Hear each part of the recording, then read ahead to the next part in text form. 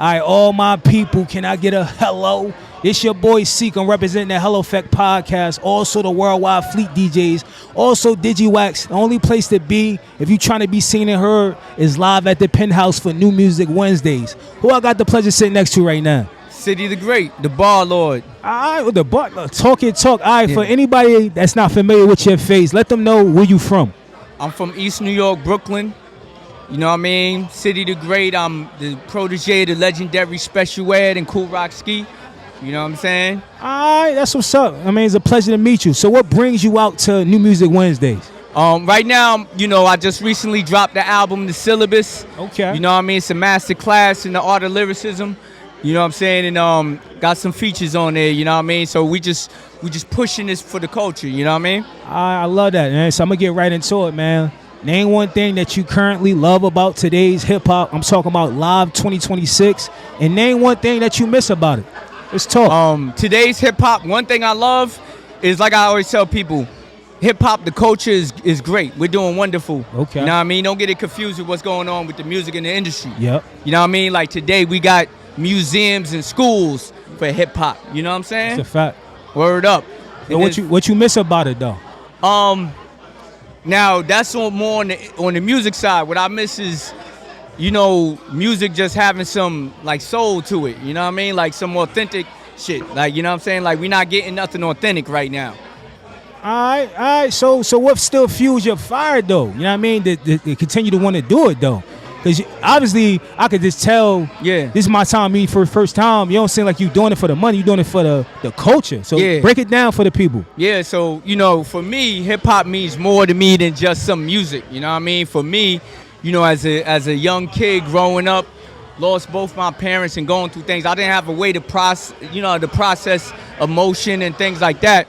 So hip-hop has been the one thing that has helped me therapeutically and has been stable within my life. So I take it serious, you know what I'm saying? All right, so how did you get it? Who introduced you to hip-hop, or how did hip-hop find you?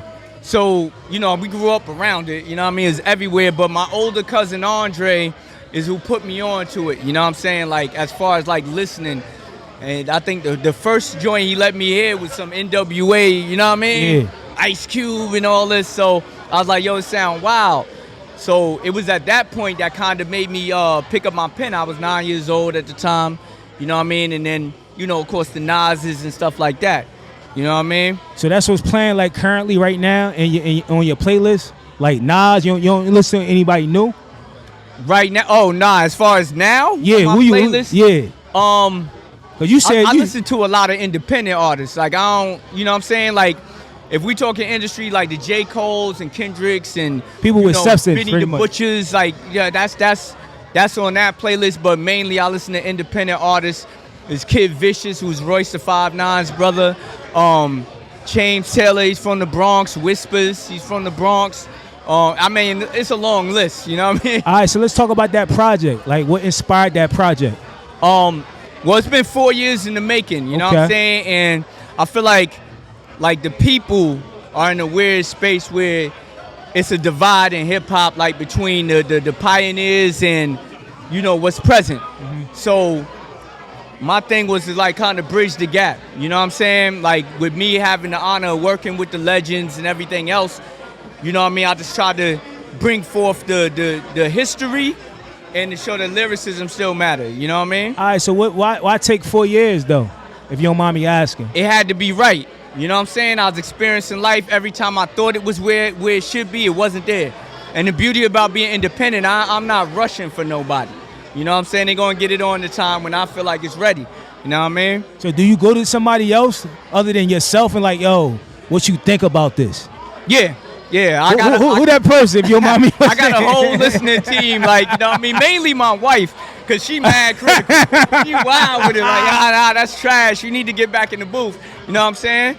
But, you know, I got my wife, you know, my kids, just to get that generational thing. Then, you know, I got my OGs and other of my comrades out there. Just listen to it. That's going to be honest. That's not going to yes me to death. Yeah. You know what I'm saying? So how do we support more? Like you said, you deal with listen to a lot of indie artists. Yeah. How do we support more of them? But where do you find them? Like, that's a better question. Where do you find them? Because I feel like everybody look for music at mainstream places. Like, so drop that for the people. Where do you find these indie artists, the underground scene? Honestly, you can find a lot of indie artists just on like Instagram alone. You know what I'm saying? Nothing against TikTok, like there's artists over there too, but you can just find them just by randomly just scrolling through. You know what I'm saying? And you might find somebody that's dope, and they might not got the numbers and all that other stuff, but you just listen. Use your ear. You know what I mean? All right, so what's your favorite record on the project, though, and why? Broken Crown is my favorite record, and that's because it's, you know, featuring Chris Envy. Phenomenal job singing on the hook. It was emotional. And it was about me. It was about my life. It was about me losing my mother at a young age. It was about me growing up in the conditions I grew up in. You know what I mean? And me overcoming it. You know what I'm saying? So it's personal. All right, that's what's up. So before we get up out of here, just let the people know where they can follow you, support you at, and find all your music. You can find me anywhere. City the Great. That's CITYTHEGREAT. And you can support my music by simply going to citythegreat.com. You know what I mean? You'll find everything. All right. Once again, it's your boy Seek. I'm representing the Hello Effect podcast. Also, the Worldwide Fleet DJs, DigiWax Media. We outside New Music Wednesday. Don't miss out on this interview. Hello.